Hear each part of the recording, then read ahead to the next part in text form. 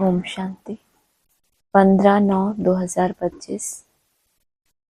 मीठे बच्चे, बाप आए हैं तुम्हें कर्म अकर्म विकर्म की गुह्य गति सुनाने।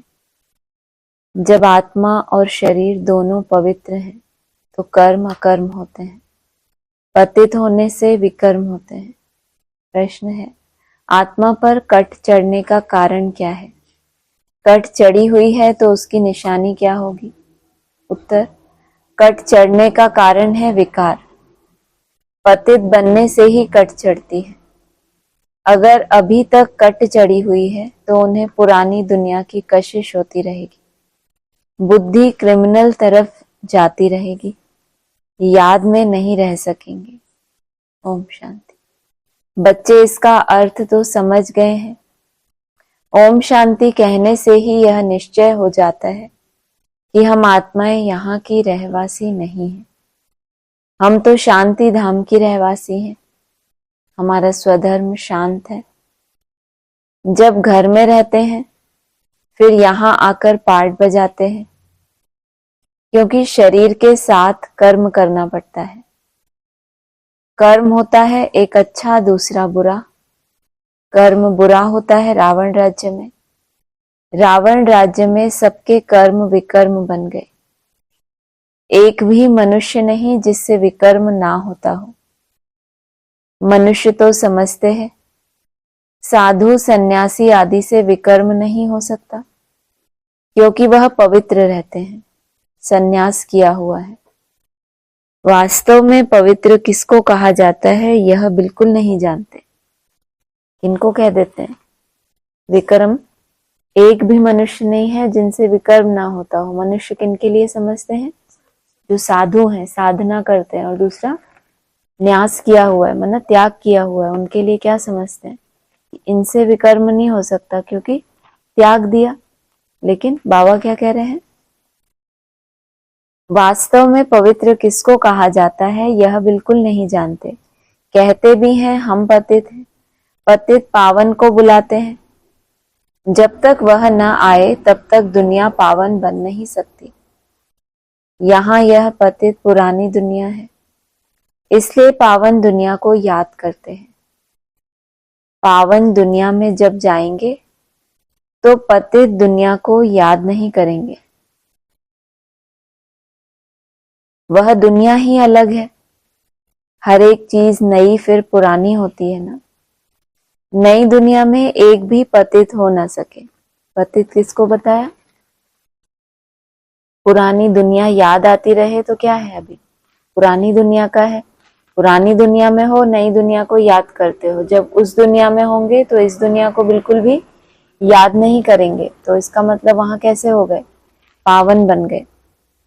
नई दुनिया का रचयिता है परमपिता परमात्मा, वही पतित पावन है।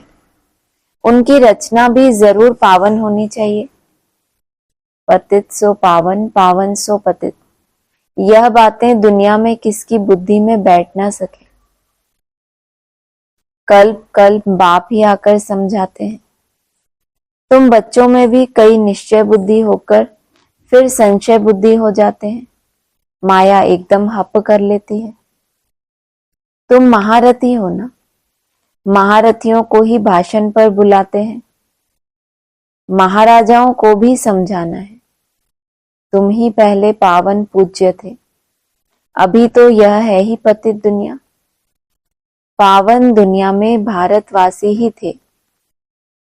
तुम भारतवासी आदि सनातन देवी देवता धर्म के डबल सिरताज संपूर्ण निर्विकारी थे। महारथियों को तो ऐसे समझाना होगा ना। इस नशे से समझाना होता है। भगवान आज काम चिता पर बैठ सांवरे बन जाते हैं, फिर ज्ञान चिता पर बैठने से गोरा बनेंगे। अब जो भी समझाते हैं वह तो काम चिता पर बैठ ना सके, परंतु ऐसे भी हैं जो औरों को समझाते समझाते काम चिता पर बैठ जाते हैं। आज यह समझाते, कल विकार में गिर पड़ते हैं। माया बड़ी जबरदस्त है, बात मत पूछो। औरों को समझाने वाले खुद काम चिता पर बैठ जाते हैं, फिर पछताते हैं। यह क्या हुआ? बॉक्सिंग है ना। स्त्री को देखा, कशिश आई, काला मुंह कर दिया। माया बड़ी दुस्तर है। प्रतिज्ञा कर और फिर गिरते हैं तो कितना 100 गुना दंड पड़ जाता है। वह तो जैसे शूद्र समान पतित हो गया। गाया भी हुआ है, अमृत पीकर फिर बाहर में जाए दूसरों को सताते थे, गंध करते थे। ताली 2 हाथ से बजती है, एक से तो बज ना सके। दोनों खराब हो जाते। फिर कोई तो समाचार देते हैं, कोई फिर लज्जा के मारे समाचार ही नहीं देते। समझते हैं कहाँ ब्राह्मण कुल में नाम बदनाम ना हो। युद्ध में कोई हारते हैं तो हाहाकार मचता है। अरे इतने बड़े पहलवान को भी गिरा दिया। ऐसे बहुत एक्सीडेंट होते हैं। माया थप्पड़ मारती है, बहुत बड़ी मंजिल है ना। अब तुम बच्चे समझाते हो जो सतो प्रधान गोरे थे वही कामचिता पर बैठने से काले तमो प्रधान बने हैं। राम को भी काला बनाते हैं। चित्र तो बहुतों के काले बनाते हैं, परंतु मुख्य की बात समझाई जाती है। यहां भी रामचंद्र का काला चित्र है। उनसे पूछना चाहिए काला क्यों बनाया है। कह देंगे यह तो ईश्वर की भावी है, यह तो चलता आता है। क्यों होता है, क्या होता है, यह कुछ नहीं जानते। अब तुमको बाप समझाते हैं काम चिता पर बैठने से पतित दुखी वर्थ नॉट अ पेनी बन जाते हैं। वह है निर्विकारी दुनिया, यह है विकारी दुनिया। तो ऐसे ऐसे समझाना चाहिए। यह सूर्यवंशी, यह चंद्रवंशी, फिर वैश्यवंशी बनना ही है। वाम मार्ग में आने से फिर वह देवता नहीं कहलाते। जगन्नाथ के मंदिर में ऊपर में देवताओं का कुल दिखाते हैं, ड्रेस देवताओं की है, एक्टिविटी बड़ी गंदी दिखाते हैं। बाप जिन बातों पर अटेंशन खिंचवाते हैं ध्यान देना चाहिए। मंदिरों में बहुत सर्विस हो सकती है। श्रीनाथ द्वारे में भी समझा सकते हैं। पूछना चाहिए इनको काला क्यों बनाया है। यह समझाना तो बहुत अच्छा है। वह है गोल्डन एज, यह है आयरन एज। कट चढ़ जाती है ना। अभी तुम्हारी कट उतर रही है। जो याद ही नहीं करते तो कट भी नहीं उतरती। बहुत कट चढ़ी हुई होगी तो उसे पुरानी दुनिया की कशिश होती रहेगी। कट की निशानी एक तो याद नहीं कर सकते और दूसरा पुरानी दुनिया की बहुत कशिश होती रहेगी। सबसे बड़ी कट चढ़ती ही है विकारों से, पतित भी उनसे बने हैं। अपनी जांच करनी है, हमारी बुद्धि क्रिमिनल तरफ तो नहीं जाती। अच्छे अच्छे फर्स्ट क्लास बच्चे भी फेल हो पड़ते हैं। अब तुम बच्चों को यह समझ मिली है। मुख्य बात है ही पवित्रता की। शुरू से लेकर इस पर ही झगड़े चलते आए हैं। बाप ने ही यह युक्ति रची। सब कहते थे हम ज्ञान अमृत पीने जाते हैं। ज्ञान अमृत है ही ज्ञान सागर के पास। शास्त्र पढ़ने से तो कोई पतित से पावन बन नहीं सकते। पावन बन फिर पावन दुनिया में जाना है।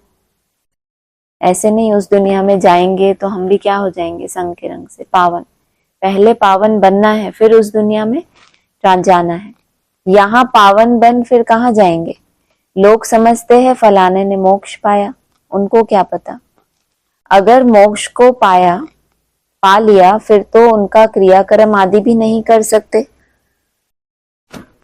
यहाँ ज्योति आदि जगाते हैं कि उनको कोई तकलीफ ना हो, अंधियारे में ठोकरें ना खाएं। आत्मा तो एक शरीर छोड़ दूसरा जाकर लेती है। 1 सेकंड की बात है। अंधियारा फिर कहां से आया। यह रस्म चली आती है, तुम भी करते थे। अब कुछ नहीं करते हो, तुम जानते हो। शरीर तो मिट्टी हो गया, वहां ऐसी रस्म रिवाज होती नहीं। आजकल रिद्धि सिद्धि की बातों में कुछ रखा नहीं है। समझो कोई को पंख आ जाते हैं, उड़ने लगते हैं, फिर क्या? उससे फायदा क्या मिलेगा? बाप तो कहते हैं मुझे याद करो तो विकर्म विनाश होंगे। यह योग अग्नि है जिससे पतित से पावन बनेंगे। और वो पंख कौन से हैं? ज्ञान के पंख हुए, जिससे थोड़े समय के लिए क्या हुआ? महसूस हुआ कि हम तो उड़ रहे हैं, उड़ने की अवस्था हुई। बाबा कह रहे हैं उससे फायदा कुछ भी नहीं। तुम्हारे लिए क्या है? योग अग्नि जिससे पतित से पावन बनेंगे। नॉलेज से धन मिलता है। योग से एवर हेल्दी पवित्र, ज्ञान से एवर वेल्दी धनवान बनते हैं। योगी की आयु हमेशा बड़ी होती है। योगी कहाँ बनते हैं? संगम पर जब बाप आते हैं तो योग सिखाते हैं कि मुझ अपने को आत्मा समझ, मुझे याद करो। और यहाँ क्या बताया? योगी की आयु हमेशा ही बड़ी होती है, मतलब पूरे कल्प की बात हो गई ना। भोगी की कम, श्री कृष्ण को योगेश्वर कहते हैं। ईश्वर की याद से कृष्ण बना है। उनको स्वर्ग में योगेश्वर नहीं कहेंगे। स्वर्ग में योग लगाने की दरकार नहीं है, तो उनको स्वर्ग में योगेश्वर नहीं कहेंगे। लेकिन पहले क्या बोला? योगी की आयु हमेशा ही बड़ी होती है। हमेशा मतलब क्या? जब स्वर्ग में योगेश्वर ही नहीं है तो फिर पूरे कल्प की नींद हो गई ना। यहाँ जितना योग किया तो वह तो प्रिंस है, पास्ट जन्म में ऐसा कर्म किया है जिससे यह बना है। कर्म अकर्म विकर्म की गति भी बाप ने समझाई है। आधा कल्प है राम राज्य, आधा कल्प है रावण राज्य। विकार में जाना यह है सबसे बड़ा पाप। सब भाई बहन है ना, आत्माएं सब भाई भाई हैं। भगवान की संतान होकर फिर क्रिमिनल असॉल्ट करते हैं। हम बीके विकार में जा नहीं सकते। इस युक्ति से ही पवित्र रह सकते हैं। तुम जानते हो, अभी रावण राज्य खत्म होता है, फिर हर एक आत्मा पवित्र बन जाती है। उसको कहा जाता है घर घर में सोजरा। तुम्हारी ज्योति जगी हुई है, ज्ञान का तीसरा नेत्र मिला है। सतयुग में सब पवित्र ही रहते हैं, यह भी तुम अभी समझते हो। दूसरों को समझाने की बच्चों में नंबरवार ताकत रहती है, नंबरवार याद में रहते हैं। राजधानी कैसे स्थापन होती है, कोई की बुद्धि में यह नहीं होगा। तुम सेना हो ना, जानते हो। याद के बल से पवित्र बन हम राजा रानी बन रहे हैं। फिर दूसरे जन्म में गोल्डन स्पून इन माउथ होगा। बड़ा इम्तिहान पास करने वाले मर्तबा भी बड़ा पाते हैं। फर्क पड़ता है ना, जितनी पढ़ाई उतना सुख। यहाँ तो भगवान पढ़ाते हैं। यह नशा चढ़ा हुआ रहना चाहिए। ताकत का माल मिलता है। भगवान बिगड़ फिर ऐसा भगवान भगवती कौन बनाएंगे? तुम अभी पतित से पावन बन रहे हो, फिर जन्म जन्मांतर के लिए सुखी बन जाएंगे, ऊंच पद पाएंगे। पढ़ते पढ़ते फिर गंदे बन जाते हैं। देह अभिमान में आने से फिर ज्ञान का तीसरा नेत्र बंद हो जाता है। माया बड़ी जबरदस्त है। बाप खुद कहते हैं बड़ी मेहनत है। मैं कितनी मेहनत करता हूं ब्रह्मा के तन में आकर, लेकिन समझकर फिर भी कह देते हैं ऐसे थोड़े ही हो सकता है। शिव बाबा आकर पढ़ाते हैं, हम नहीं मानते। यह चालाकी है, ऐसे भी बोल देते हैं। राजाई तो स्थापन हो ही जाएगी, कहते हैं ना। सच की बेड़ी हिलती है परंतु डूबती नहीं। कितने विघ्न पड़ते हैं। अच्छा, मीठे मीठे सिकिलधे नूरे रतन, शाम से सुंदर बनने वाली आत्माओं प्रति माता पिता बाप दादा का दिल व जान सिक व प्रेम से याद प्यार गुड मॉर्निंग। रूहानी बाप की रूहानी बच्चों को नमस्ते। रूहानी बच्चों की रूहानी बाप दादा को नमस्ते। धारणा के लिए सार है, योग की अग्नि से विकारों की कट को उतारना है। अपनी जांच करनी है, हमारी बुद्धि क्रिमिनल तरफ तो नहीं जाती। दूसरा है, निश्चय बुद्धि बनने के बाद फिर कभी किसी भी बात में संशय नहीं उठाना। विकर्मों से बचने के लिए कोई भी कर्म अपने स्वधर्म में स्थित होकर बाप की याद में करना है। वरदान है, श्रेष्ठ पालना की विधि द्वारा वृद्धि करने वाले सर्व की बधाइयों के पात्र भव।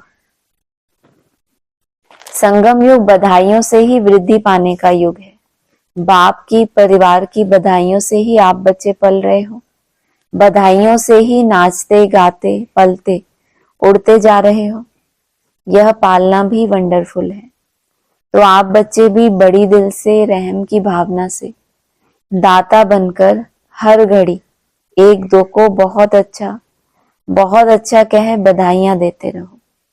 यही पालना की श्रेष्ठ विधि है। इस विधि से सर्व की पालना करते रहो तो बधाइयों के पात्र बन जाएंगे। स्लोगन है, अपना सरल स्वभाव बना लेना, यही समाधान स्वरूप बनने की सहज विधि है। हम कारण कहाँ ढूंढते हैं? ये कारण हुआ इसीलिए हमारा ऐसा हुआ। समाधान किसको करना है? स्वयं को।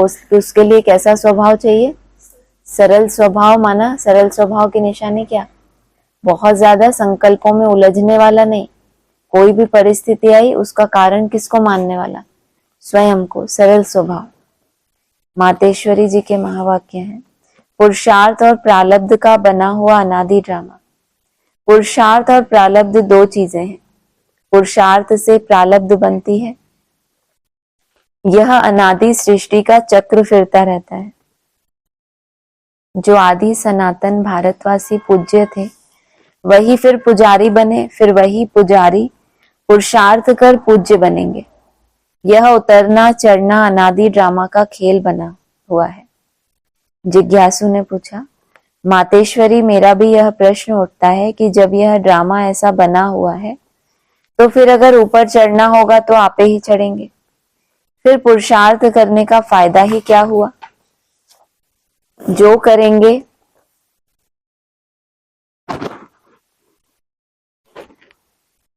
जो चढ़ेंगे फिर भी गिरेंगे, फिर इतना पुरुषार्थ ही क्यों करें?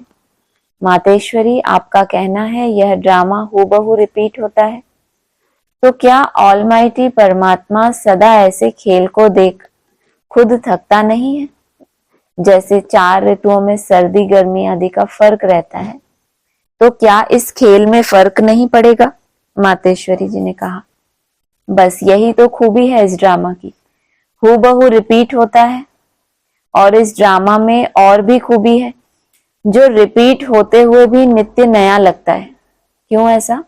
रिपीट तो हूबहू हो रहा है लेकिन नया क्यों लगता है? क्योंकि स्मृति नहीं है। जो पहले बीत चुका उसकी स्मृति ही नहीं है तो नया ही लगता है। पहले तो अपने को भी यह शिक्षा नहीं थी, लेकिन जब नॉलेज मिली है तो जो भी सेकंड बाय सेकंड चलता है भल हूबहू कल्प पहले वाला चलता है, परंतु जब उनको साक्षी हो देखते हैं तो नित्य नया समझते हैं। अभी सुख दुख दोनों की पहचान मिल गई। इसीलिए ऐसे नहीं समझना कि अगर फेल होना ही है तो फिर पढ़े ही क्यों। सबको क्या होना है? जब रामचंद्र जैसी आत्मा के लिए बोल दिया कि राम फेल हो गया तो फिर हम पढ़े ही क्यों?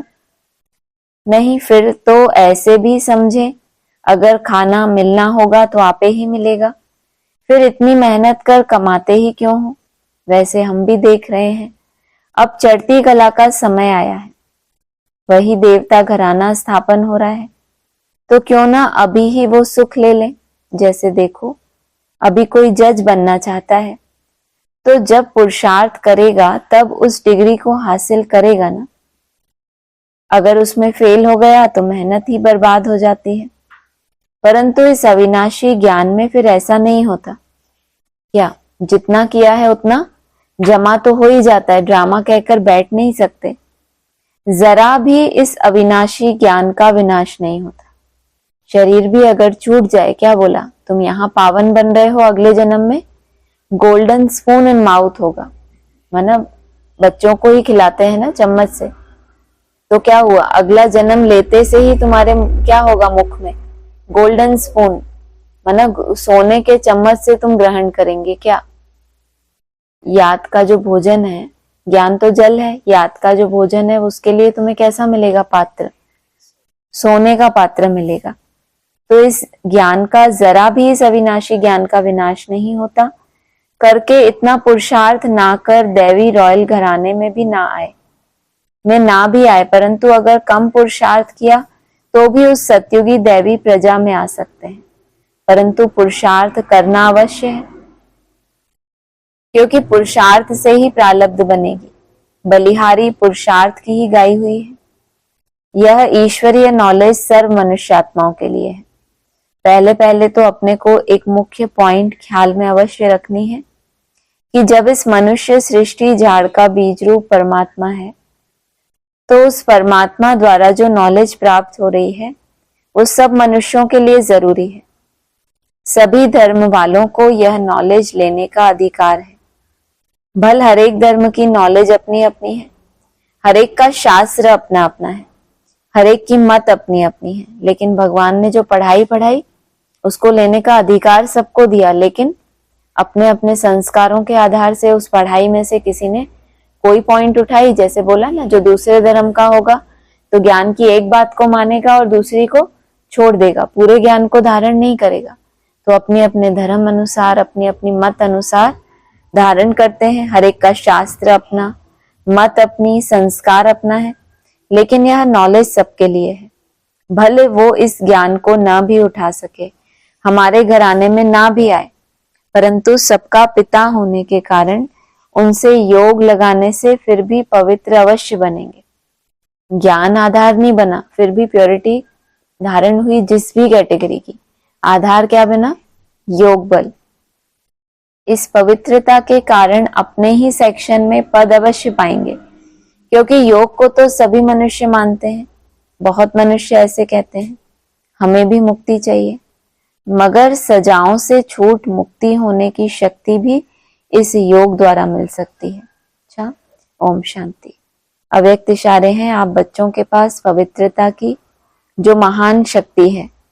यह श्रेष्ठ शक्ति ही अग्नि का काम करती है, जो सेकंड में विश्व के किचड़े को भस्म कर सकती है। जब आत्मा पवित्रता की संपूर्ण स्थिति में स्थित होती है, तो स्थिति के श्रेष्ठ संकल्प से लगन की अग्नि प्रज्वलित होती है और किचड़ा भस्म होता है। वास्तव में यही योग ज्वाला है। अभी आप बच्चे अपनी श्रेष्ठ शक्ति को कार्य में लगाओ। कौन सी श्रेष्ठ शक्ति? सेकंड में व्यर्थ को कंट्रोल जो करते हैं, तो क्या भरती है आत्मा में? शक्ति। कचरा भस्म हो जाए, कचरे का संकल्प आया और सेकंड में उसको भस्म किया। जनवरी 2025 साकार मुरली पॉइंट्स हैं 1/1/2025। अभी तुम ज्ञान से तो भरपूर हो, बाकी सारी मेहनत है याद में। जन्म जन्मांतर का देह अभिमान मिटाकर देही अभिमानी बने, इसमें बड़ी मेहनत है। कहना तो बड़ा सहज है, परंतु अपने अपने को आत्मा समझें और बाप को भी बिंदु रूप में याद करें, इसमें मेहनत है।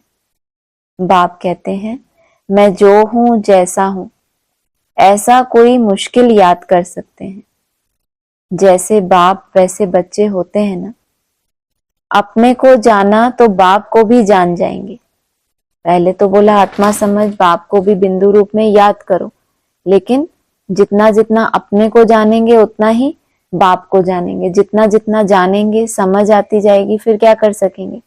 यथार्थ रूप से याद कर सकेंगे। अगला है, मनुष्य समझते हैं कि भगवान तो बड़ा समर्थ है, वह जो चाहे सो कर सकते हैं, लेकिन बाबा कहते हैं मैं भी ड्रामा के बंधन में बांधा हुआ हूं। भारत पर तो कितनी आफतें आती रहती हैं, फिर मैं घड़ी घड़ी आता हूं क्या? मेरे पार्ट की लिमिट है। इतने अत्याचार हुए पिछले समय में भारत पर, माना बता रहे हैं कि कोई लिमिट ही नहीं, इतना अत्याचार हुआ, कितनी आफतें हुई, फिर मैं घड़ी घड़ी आता हूं क्या? तो क्यों कहते हैं ऐसा? कल्प कल्प क्या लगे प्रभु अवतार, क्यों ऐसा कह दिया? हिस्ट्री में देख लो, जब जब कोई ना कोई ऐसा बड़ा अटैक हुआ है भारत के ऊपर, तो क्या हुआ? कोई ना कोई ऐसी विशेष आत्माएं हुई हैं हिस्ट्री में भी, उन्होंने क्या किया है, एक्स्ट्रा ऑर्डिनरी पार्ट बजाया ना भारत को उन अत्याचारों से मुक्त करने के लिए। चाहे भक्ति काल हो, किन्हीं ने भक्ति के रूप में सहयोग किया, किन्हीं ने क्या किया, संघर्ष सामना करके सहयोग किया, और किन्होंने अपनी तपस्या, सन्यासी क्या करते हैं, भारत को थमाते हैं। तो बाबा की तो लिमिट है, उनको तभी आना है जब उनको लगे कि अब बच्चों के हाथ की बात नहीं है कि ये संभाल सके। जब तक इन्होंने अपनी ताकत लगाई, जैसे उस दिन मिसाल दिया राणा प्रताप का, हिंसक लड़ाई ही थी, स्टैम्प बनाते रहते हैं, बाप के साथ कंट्रास्ट किया। तो जब तक वो है हिंसा के द्वारा कंट्रोल कर रहे हैं, रक्षा कर रहे हैं भारत की, तब तक बाप की दरकार नहीं है। मेरे पार्ट की लिमिट है, जब पूरा दुख होता जाता है तब मैं अपने समय पर आता हूँ। 1 सेकंड का भी फर्क नहीं पड़ता। ड्रामा में हर एक का एक्यूरेट पार्ट नूंदा हुआ है। यह है हाईएस्ट बाप का री इनकारनेशन। फिर नंबरवार सब आते हैं कम ताकत वाले। नंबरवार कौन आते हैं, दूसरे दूसरे धर्म वाले, और ये बाप का है पहले नंबर का री इनकारनेशन। 2-1-25 का है। सवेरा कितने बजे होता है, बाबा सवेरे कितने बजे आते हैं, कोई ने कहा 3 बजे, कोई ने कहा 4 बजे, कोई ने कहा संगम पर, कोई ने कहा 12 बजे। बाबा एक्यूरेट पूछते हैं, 12 को तो तुम सवेरा नहीं कह सकते, 12:01 हुआ, 1 मिनट हुआ तो AM अर्थात सवेरा शुरू हुआ। यह बिल्कुल सवेरा है। ड्रामा में इनका पार्ट बिल्कुल एक्यूरेट है। सेकंड की भी देरी नहीं हो सकती। बिल्कुल सवेरा किसको बता दिया, 12:01 और फिर 12:01। 1 सेकंड हुआ तो कितना हुआ, 1 सेकंड माना 21 दिन, और 1 मिनट कितना हुआ, हाँ 1260। सेकंड की भी देरी नहीं हो सकती। यह ड्रामा अनादि बना हुआ है। 12:01 जब तक नहीं हुआ है तो AM नहीं कहेंगे। यह बेहद की बात है। बाप कहते हैं मैं आता हूं सवेरे सवेरे, तो अब तो AM कहेंगे या नहीं कहेंगे। 12:01 हो गया। 12 कब बजे थे, 24 और 1 सेकंड, 21 दिन ऐड करो सीधा 25। 3-1-25 का है। मीठे मीठे रूहानी बच्चों ने गीत की एक लाइन सुनी, तुम्हारे तीर्थ हैं घर में बैठ चुपके से मुक्ति धाम पहुंचना। गीत कौन सा होगा, हमारे तीर्थ न्यारे हैं। हमारा तीर्थ न्यारा क्यों है, क्यों, तीर्थ जो होते हैं उनका तो कितना प्रचार होता है कि भाई ये तीर्थ बहुत सिद्ध है, यहाँ जाओ तो आप ऐसे हो जाएंगे। तुम्हारा तीर्थ न्यारा क्यों है, क्योंकि दिखता ही नहीं है कि तुम कहाँ जा रहे हो, कौन जा रहा है वो भी नहीं दिखता। और उनके तीर्थ कितने स्थूल है, कहते हैं यहाँ हिस्ट्री हॉल में जाओ, शांति वन क्या कहते हैं उसको, शांति स्तंभ में जाओ, ये सब क्या है, हद के तीर्थ हो गए ना। तो ब्राह्मणों के भी तीर्थ दिखते हैं, और कहा तुम्हारे तीर्थ हैं घर में बैठ चुपके से मुक्ति धाम पहुंचना। प्रदर्शन नहीं करना उसका कि हम तो इतने पहुंच गए मुक्ति धाम। जितना भी हो, क्या हो, अंदर अंदर अपनी प्रोग्रेस होती रहे। दुनिया के तीर्थ तो कॉमन है, तुम्हारे हैं न्यारे। यहाँ योग में बिठाकर कहते हैं बाप को याद करो, उस समय कर्म तो करते नहीं। तुमको तो कर्म करते याद करना है, नहीं तो बैठने की आदत पड़ जाती है। कर्म करते याद में रहेंगे तब कर्म योगी सिद्ध होंगे। पाठ तो जरूर बजाना है, इसमें ही माया विघ्न डालती है। सच्चाई से चार्ट भी कोई लिखते नहीं है, कोई कोई लिखते हैं आधा घंटा पौना घंटा याद में रहे, सो भी सवेरे ही याद में बैठते होंगे। भक्ति मार्ग में भी सवेरे उठकर राम की माला बैठ जपते हैं। उस ऐसे भी नहीं कि उस समय एक ही धुन में रहते हैं, नहीं, और भी बहुत संकल्प आते रहेंगे। तीव्र भक्तों की बुद्धि कुछ ठहरती है। वैसे तो क्या बताया, बैठने की आदत नहीं डालनी। क्यों, क्योंकि तुमको कर्मयोगी सिद्ध होना है, पाठ बजाना है, जो कमाई पूरे कल्प के लिए ही करनी है, तो क्या हो, संस्कार आत्मा में कैसा पड़ जाए, कम कार्डे और दिल यार डे जो बोला है। फिर कहा कोई कोई लिखते हैं चार्ट, कितना, आधा घंटा या पौना घंटा, क्यों, कौन सा समय बैठते होंगे, सवेरे के समय ही बैठते होंगे। बैठ गए इसका मतलब ये नहीं है कि अब संकल्प विकल्प नहीं चल रहे, फिर भी बहुत संकल्प आते रहेंगे। तीव्र भक्तों की बुद्धि कुछ ठहरती है, जिन्होंने भक्ति के रूप से या भावना के रूप से भी बहुत अच्छी तरह से याद किया है। पहले कैसे याद करते थे, अव्यक्त स्थिति मतलब बहते ही रहते थे ना भावनाओं में किसी न किसी तरह से।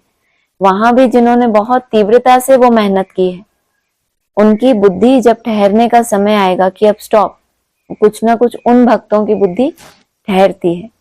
यह तो है अजपा जाप, नई बात है ना। अजपा जाप क्या है, कितना कंट्रास्ट है, एक तरफ एकदम स्टॉप और एक तरफ एकदम भक्ति।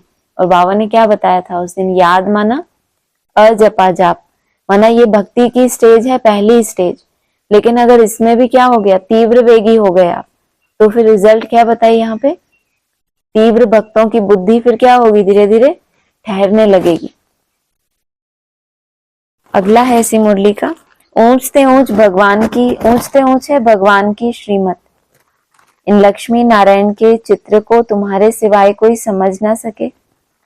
कहेंगे चित्र तो बहुत अच्छा बनाया है, बस तुमको यह चित्र देखने से मूल वतन, सूक्ष्म वतन, स्थूल वतन, सारा सृष्टि का चक्र बुद्धि में आ जाएगा। तुम नॉलेजफुल बनते हो नंबरवार पुरुषार्थ अनुसार। यह है भगवान की श्रीमत। उस श्रीमत को धारण करने से क्या बने, लक्ष्मी नारायण। जब वो चित्र प्रत्यक्ष हो तुम्हारे सामने तो क्या आ जाएगा, कृष्ण का मुख खोला तो क्या देखा, उसमें पूरा ब्रह्मांड देखा। तो तुम ये लक्ष्मी नारायण को चित्र को देखने से तीन लोग, मूल वतन, सूक्ष्म और स्थूल, तीनों का ही राज समझ जाएंगे। इसको कहेंगे नॉलेजफुल। 4:1:25 का है, तुम सबको समझा सकते हो कि ऊंचते ऊंच है भगवान। फिर ब्रह्मा विष्णु शंकर। फिर आओ यहाँ, मुख्य है जगत पिता जगत अम्बा। बाप आते भी यहाँ है ब्रह्मा के तन में। प्रजापिता ब्रह्मा तो यहाँ है ना, बाकी जो तीन है, ऊंचते ऊंच भगवान पहले और फिर ब्रह्मा विष्णु शंकर, उसके बाद जगत अम्बा जगत पिता। प्रजापिता ब्रह्मा तो यहाँ है ना, ब्रह्मा द्वारा स्थापना सूक्ष्म वतन में तो नहीं होगी, यहाँ ही होती है। यह व्यक्त से अव्यक्त बन जाते हैं। यह राजयोग सीख फिर विष्णु के दो रूप बनते हैं। व्यक्त से अव्यक्त बनना, राजयोग सीख कर माना विष्णु के दो रूप बन गए। बाप कहते हैं मैं आकर इस शरीर का आधार लेता हूं, यह इनका शरीर है ना, तुमको याद बाप को करना है। तुम जानते हो ब्रह्मा भी बाबा, शिव भी बाबा है।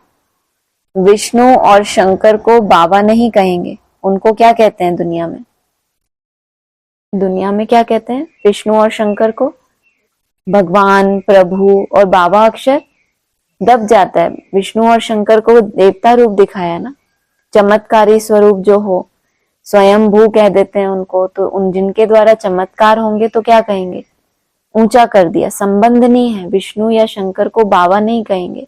बाबा किसको कहेंगे, एक तो ब्रह्मा को बाबा साकार में जो है, और फिर शिव हम सब आत्माओं का बाबा। प्रजापिता ब्रह्मा है, शिव है निराकार बाप, प्रजापिता ब्रह्मा है साकारी बाप। अब तुम साकार द्वारा निराकार बाप से वर्षा ले रहे हो। दादा इनमें प्रवेश करते हैं तब कहते हैं दादे का वर्षा। बाप द्वारा हम लेते हैं। ये दादा कौन सा है, ग्रैंडफादर, वो बाप में प्रवेश करते हैं माना ब्रह्मा बाप में, तो हम दादे का वर्षा लेते हैं बाप के द्वारा। वैसे जब हम निराकार को बाप कहेंगे और दादा माना बड़ा भाई को कहेंगे, तब वो उसमें प्रवेश करते हैं। यहाँ दादा बोला है निराकार को, तब हम कहते हैं दादे का वर्षा बाप द्वारा हम लेते हैं। दादा ग्रैंडफादर है निराकार, दादा है निराकार, बाप है साकार। यह वंडरफुल नई बातें हैं ना। त्रिमूर्ति दिखाते हैं परंतु समझते नहीं। शिव को उड़ा दिया है। अच्छा, ओम शांति।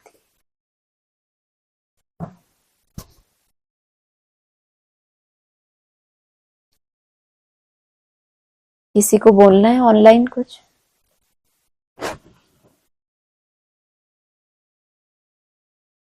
ओम शांति। ओम शांति। ओम शांति।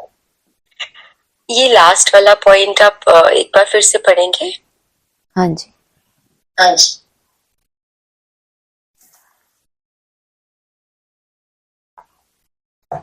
पूरा पढ़ना है, लास्ट के कुछ लाइंस? बहुत लंबा नहीं हो तो पढ़ लीजिए ना पूरा। मतलब 2 पैरा में है, लास्ट पैरा पढ़ती हूँ। बाप कहते हैं, मैं आकर इस शरीर का आधार लेता हूँ, यह इनका शरीर है ना। तुमको याद बाप को करना है। तुम जानते हो ब्रह्मा भी बाबा, शिव भी बाबा है। विष्णु और शंकर को बाबा नहीं कहेंगे। शिव है निराकार बाप, प्रजापिता ब्रह्मा है साकारी बाप। अब तुम साकार द्वारा निराकार बाप से वर्षा ले रहे हो। दादा इनमें प्रवेश करते हैं तब कहते हैं दादे का वर्षा। बाप द्वारा हम लेते हैं। दादा है निराकार, बाप है साकार। यह वंडरफुल नई बातें हैं ना। त्रिमूर्ति दिखाते हैं परंतु समझते नहीं, शिव को उड़ा दिया है। हाँ जी, और पीछे का चाहिए? हाँ, ये जो कोई बात नहीं, हम वो आप पॉइंट डालोगे ना पढ़ लेंगे, क्योंकि आपकी आवाज बीच में चली गई थी। अच्छा, मतलब आ नहीं रही थी। ठीक है। ठीक है। हाँ जी। आज का जो स्लोगन है, अपना सरल स्वभाव बना लेना, यही समाधान स्वरूप बनने की सहज विधि है। तो वो आपने जो अभी एक्सप्लेन, क्योंकि हमको ये अलग तरीके से सरल स्वभाव समझ में आता था ना पहले। आपने जो एक्सप्लेन किया वो मतलब वही सरल स्वभाव, मतलब इजी गोइंग नेचर, वैसे फ्लेक्सिबल होना। लेकिन आपने जो अभी आज समझाया बहुत अच्छा लगा कि मतलब जितने संकल्प कम चले वो हुआ। फिर से रिपीट कीजिए। सरल मतलब जो समझ आ जाए, जो आसानी से हल, कहते हैं ना ये बहुत सरल प्रश्न है, ये बहुत मुश्किल है। समाधान स्वरूप की बात आई थी, इसलिए परिभाषा थोड़ा बदला। समाधान स्वरूप कहा तो समस्या है, तभी तो समाधान स्वरूप की बात आई है। समस्या है तो मन बुद्धि भी टॉर्चर होती है। सरल स्वभाव होता है अगर, तो फिर ज्यादा उलझते नहीं है, बहुत ज्यादा संकल्प विकल्प नहीं चलाएंगे, ड्रामा को आगे रखेंगे। जो उसके लिए विधि मिली हुई है, बाबा ने जो ज्ञान में हमें विधियां दी हुई हैं, उनको आगे रखेंगे। जटिल कोई भी चीज बनती है हमारे उसको ज्यादा सोचने से। कोई परिस्थिति भले बड़ी भी हो, अगर कोई सोचता है ये तो कुछ भी नहीं है, भले दिख रहा है दूसरे को भी कि ये बहुत बड़ी परिस्थिति है, लेकिन वो सरल है, वो अंदर में उलझा हुआ नहीं है। अपने प्रति ही जिसका कुछ भी कुंठा कहते हैं है ही नहीं, तो सुलझा हुआ है ना। उलझते हम अपने संकल्पों से ही हैं। स्थिति परिस्थिति को हम सही तरह से नहीं परख पाते कि क्या समाधान करें, कैसे करें, क्योंकि हम ज्यादा सोच लेते हैं। बहुत ज्यादा सोचने से हमारे मन की जो शक्ति है, संकल्प ही तो मन की शक्ति है। जैसे शरीर में भी एक लिमिट की शक्ति होती है, जब वो समाप्त हो जाती है तो हमें रेस्ट करना पड़ता है। ऐसे मन की भी एक लिमिट है और संकल्प ही उसकी शक्ति है। और या तो आप उसको व्यर्थ में अगर वेस्ट कर देते हो, तो जब उसको डिसीजन लेना है तब उस समय काम ही नहीं आता, वो कोई सही डिसीजन ही नहीं ले पाता, तो हम उलझते जाते हैं। जितना हम उस मन को रेस्ट देते हैं, ज्यादा संकल्प नहीं चलाते, तो जब ऐसी कोई स्थिति परिस्थिति होती है तो वो बहुत सही डिसीजन लेता है, क्योंकि शक्ति जमा हुई है उसके पास। और ऐसे ही व्यर्थ में अगर शक्ति हमारी वेस्ट हो जाती है तो फिर वो समय पर काम नहीं आती, तो समाधान नहीं हो पाता। फिर हमें समाधान के लिए दूसरों की दरकार पड़ती है। तो अपने स्वभाव को, स्वभाव शब्द ही कितना अच्छा है, स्व के भाव में टिकना। स्व मन आत्मा, वो आत्मा तो है ही, उसमें 7 गुण है, तो उसमें जटिलता तो हो ही नहीं सकती। जो भी जटिलता है उसके विपरीत है सरलता।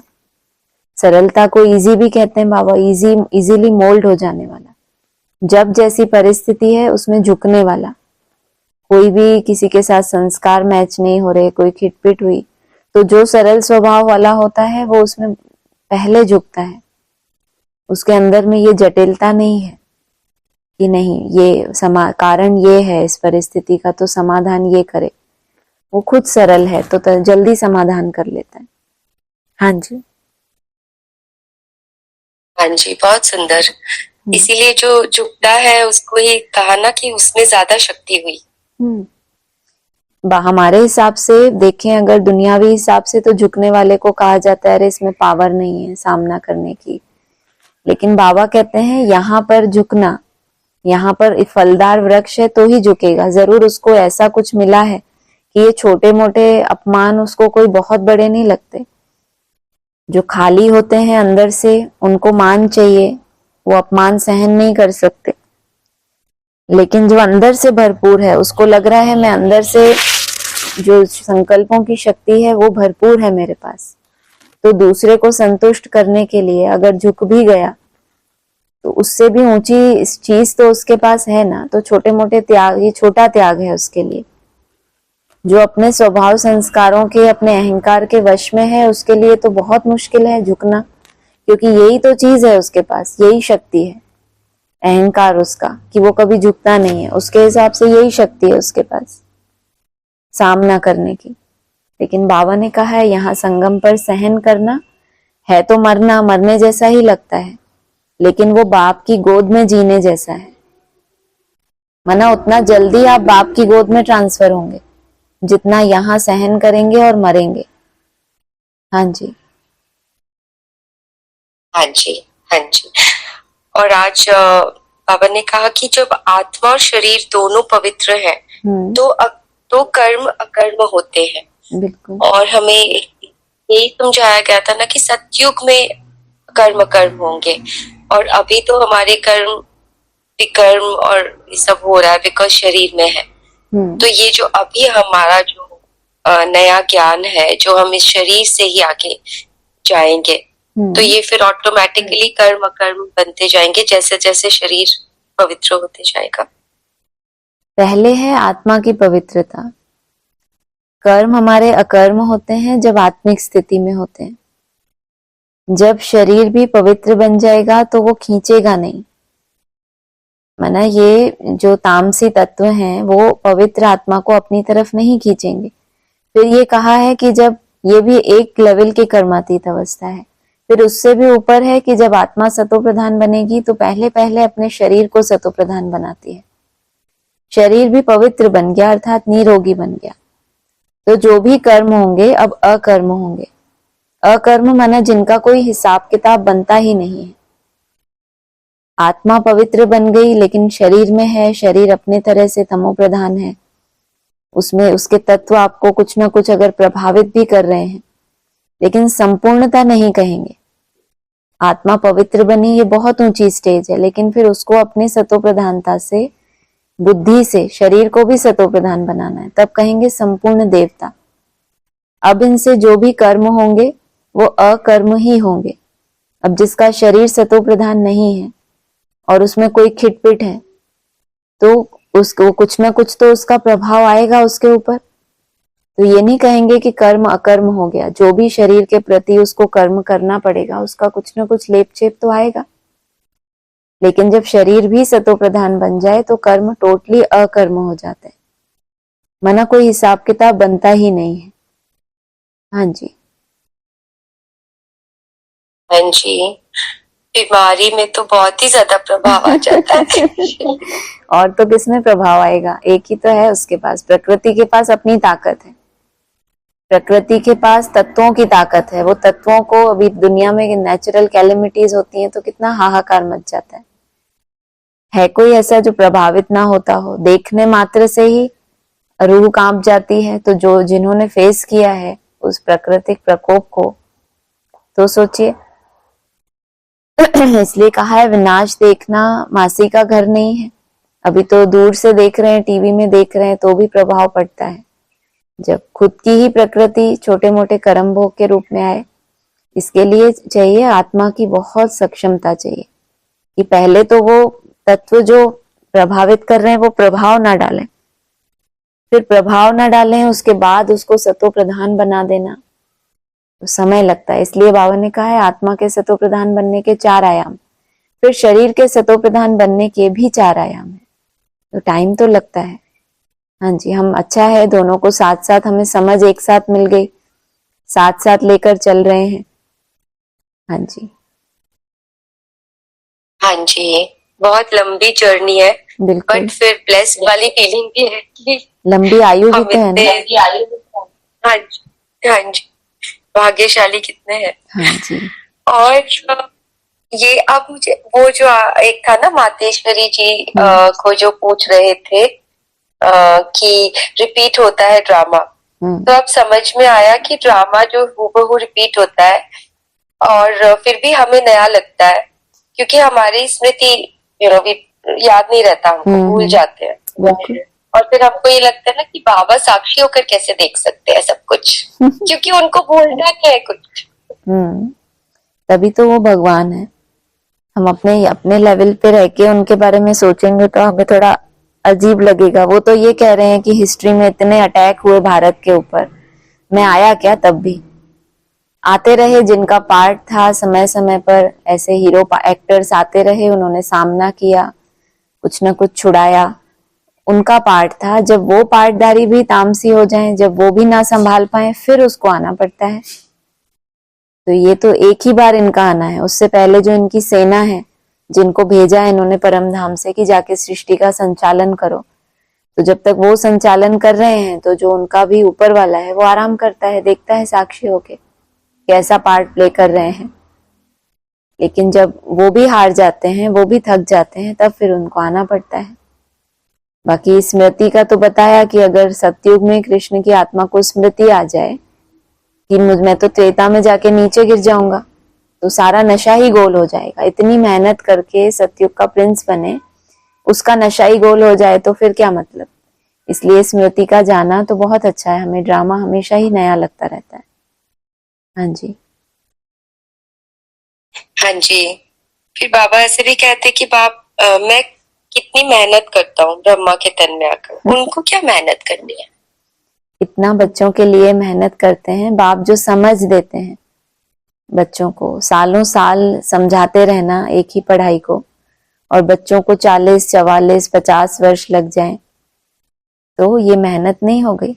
इतना टाइम लेना टीचर का, जल्दी जल्दी सतो प्रधान बन जाते, लेकिन बोल दिया मुरली में 2500 वर्ष के पाप भस्म होते हैं, तुम्हारे 50 वर्ष लग जाते हैं उसमें। तो इतने टाइम जब तक जीना है तब तक पीना है, तो पिलाने वाला तो पिलाएगा ना। तो ये भी एक मेहनत है। हाँ जी, हाँ जी, और ये एक था ना कि बाप का लिमिटेड पार्ट, और फिर कहा सबसे पहले रीइंकार्नेशन, वो पॉइंट है। मेरे पार्ट की लिमिट है, यही बोला कि इतना हिस्ट्री में भारत पर अत्याचार होते हैं, लेकिन मैं अपने समय पर आता हूँ, 1 सेकंड का भी फर्क नहीं पड़ता। घड़ी घड़ी आता हूँ क्या, इतनी आफतें आती हैं भारत के ऊपर। ड्रामा में हर एक का एक्यूरेट पार्ट नोंदा हुआ है, माना जिस समय ये अत्याचार हुए तब जिनको आना था वो आए, मेरा आने का टाइम नोंदा हुआ है। हाईएस्ट बाप का री इनकारनेशन होता है भारत में, फिर बाकी बाद में नंबरवार सब आते हैं कम ताकत वाले, माना दूसरे दूसरे जो धर्म पिताएं हैं वो बाद में, पहले पहले बाप को आना पड़ता है देवी देवता धर्म की स्थापना करने। हाँ जी, रीइंकार्नेशन मतलब अवतरण। हाँ अवतरित होना। हाँ जी, अब तक फिर से अवतरित हुए। रिपीटेशन तो है, बाप तो है, बताते हैं ना ये ड्रामा रिपीट होता रहता है। तो अवतरित तो हुए हैं। आदि में कहेंगे कि बच्चों के लिए आए, लेकिन गुप्त रूप में आए। अभी लास्ट में उनका प्रैक्टिकल इनकारनेशन होगा, री इनकारनेशन कह लो, जब शिव जयंती मनाई जाएगी। कहते हैं मैं शिव जयंती मनाते हैं तो जरूर मैं जन्म तो लेता हूँ, तो कहेंगे कि री इनकारनेशन हुआ, आया तो पहले भी था लेकिन प्रत्यक्ष नहीं हुआ था। हाँ जी, हाँ जी, और फिर वो एक लास्ट जो बोला था ना कि बाकी सबके तो तीर्थ दिखते हैं, इवन ब्राह्मणों की दुनिया में सब जाते हैं, पर बड़ा मजा आया कि हम चुपके से मुक्ति धाम चले जाएंगे। बिल्कुल, ना चुपके से। बाबा ने तो ये भी कहा है, मैं तुमको छुपाकर ऐसे गुप्त वेश में नई दुनिया में ले जाता हूँ कि कोई भी गुंडों की नजर ना पड़े तुम्हारे ऊपर। अब पता नहीं कौन से ऐसे गुंडे हैं माया के भी तो गुंडे हैं ना, ज्यादा हम उड़ते हैं, बोला ना किसी को पंख मिल जाते हैं तो उड़ने लगते हैं, फायदा क्या।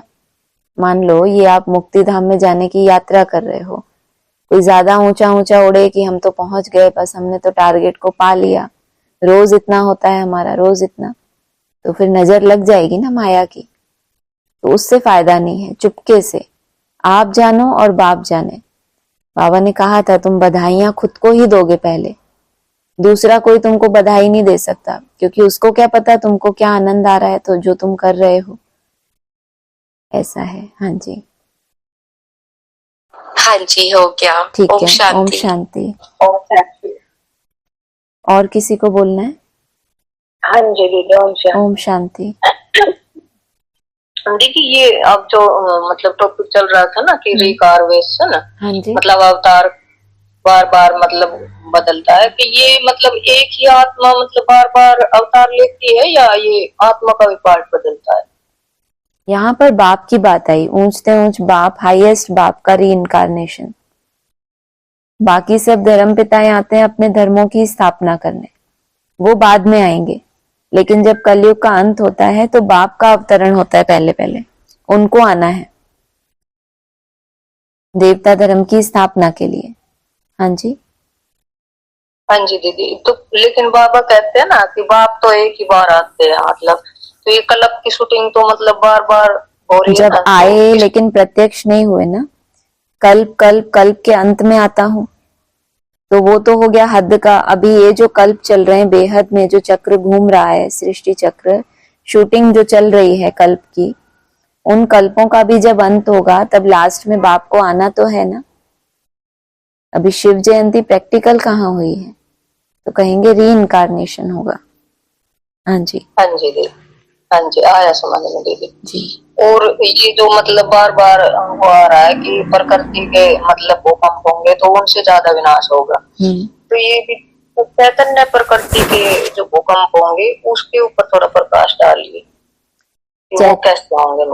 चैतन्य जो प्रकृति है उसके लिए तो कहा है, वो जितनी जितनी निराकारी स्टेज में जाएगी उतना उतना दुनिया में विनाशकारी प्रकृति जो है, तामसी जो तत्व है वो विनाश करेंगे। तुम्हारी कर्मातीत अवस्था और विनाश का गहरा संबंध है। बाकी मन बुद्धि में जो भूकंप आता है वो तो ब्राह्मण उसके अनुभवी होते ही हैं। चाहे ये हमारे 5 तत्व हैं, ये शरीर, इसमें कोई कर्म भोग आता है, ये पर्सनल हो गया। मन बुद्धि हिलती है, ये ब्राह्मणों की दुनिया की बात है। बाकी जो चैतन्य प्रकृति है उसकी तपस्या से जड़ प्रकृति में तो विनाशकारी ही होगी वो, क्योंकि पुरानी सृष्टि को विनाश होना है। ये उसके छोटे छोटे नजारे दिखेंगे विनाश के, जितना जितना ये आत्माएं कर्मातीत अवस्था के नजदीक जाएंगी। हाँ जी, हाँ जी दीदी, तो मतलब जो चैतन्य प्रकृति मतलब परिवर्तन हो रही है, निराकारी स्टेज पकड़ रही है, तो उसके तो अच्छा है, वहां तो स्थापना हो रही है, स्थापना हो रही है। हाँ जी, हाँ जी दीदी। और जो मतलब जैसे कहते हैं ना कि जो बर्फ के ऊंचे ऊंचे पहाड़ है वो भी पिघल कर मतलब समुद्र में मतलब आ गिरेंगे, और ऊंचे पहाड़ है वो भी मतलब उस समय मतलब तबाही लाएंगे, तो ये मतलब विनाश के वो हो गए। वो तो अभी भी साइंस तो बता ही रहे हैं, ये जो देखते रहते हैं नेचर के चेंजेस को, क्लाइमेट चेंज को, वो तो अभी भी बताते हैं कि हीट इतनी बढ़ रही है तो ये जो ग्लेशियर्स हैं ये तो सब पिघल जाएंगे। तो बनेंगे कारण कुछ न कुछ प्रकृति के रूप से ही बनेंगे, लेकिन तब तक बच्चों की स्थापना हो चुकी होगी। प्रलय पूरी कभी भी होती नहीं है, ये भी बाबा ने कहा, लेकिन इतने करोड़ों में से 50-60 लाख आत्माओं का बचना तो जैसे कि प्रलय हो गई, लेकिन उसमें टाइम लगता है, 36 तक नहीं हो जाएगा ऐसा। हाँ जी, हाँ जी दीदी, मतलब एक तरफ ने स्थापना हो रही जो अपनी स्टेज पकड़ते जा रही है, और जो मतलब अपनी स्टेज जो ऊंचे ऊंचे पहाड़ मतलब स्थापित हो रहे हैं स्टेज में, वो एक तरफ मतलब विनाश भी होंगे न, जो मतलब निराकारी स्टेज नहीं, याद तो है लेकिन स्टेज नहीं जम रही है, ऐसा समझेंगे दीदी? समझ सकते हैं ऐसा, है ना। हर चीज को हद और बेहद में तो समझ ही सकते हैं कि बर्फ जाम होना माना संकल्प जाम होना, तो जितना जाम होते जा रहे हैं तो वो तो ट्रांसफर होंगे शिवालय में। क्योंकि संकल्पों को जाम करना है, बर्फ में दबने का बताया था एडवांस में। और उधर जितना जितना ये जल तत्व है वो विनाशकारी होगा। बाबा ने कहा था आगे चल के ज्ञान की जब बाढ़ आएगी, जब ज्ञान में देह अभिमान की मिट्टी मिक्स हो जाएगी, तो वो बहुत ज्यादा प्रलय लाएगी, बहुतों को डुबो देगी। तो वो तामसी है, ज्ञान में भी तामसिकता मिक्स कर दी है। हाँ जी। हाँ जी दीदी, ये जो ग्लेशियर है दीदी, ये मतलब ये नहीं समझ पा रहे, तो ये कब, मतलब ग्लेशियर का ये जो पार्ट है, मतलब कब से शुरू हुआ है? शुरू से नहीं था ना प्रकृति, मतलब बर्फ थोड़ी ही थी। बर्फ नहीं थी मतलब ये जो बर्फ के पहाड़ जमे है ना ऊंचे ऊंचे, हाँ, तो ये दीदी मतलब कब से शुरुआत हुई है इनकी? बाबा ने तो कहा है में पहाड़ अविनाशी होते हैं, हमने तो ऐसे ही सुना है। बाकी इतना इसके बारे में पढ़ा हुआ नहीं है, लेकिन पहाड़ अविनाशी है ये तो सुना हुआ है। नॉर्थ पोल, साउथ पोल बाबा कहते हैं वहां बर्फ ही जमी रहती है, तो ये तो हमेशा ही होते हैं ना। हाँ जी, हाँ जी ठीक है दीदी। हाँ। वैसे तो बोलते हैं ना सतयुग में तो चांदी के मतलब पहाड़ थे, ये बर्फ के चांदी के पहाड़ मतलब अभी जितना जितना नजदीक जाएंगे तो वहां की सीनरियां ज्यादा देख पाएंगे। अभी थोड़ा डिस्टेंस है ना, तो उतना नहीं दिखता है, अभी बर्फ के ही पहाड़ है। ठीक है ना। हाँ जी, हाँ दीदी आ गया समझ। हाँ ठीक है। जी ठीक। ओम हाँ शांति। जी ओम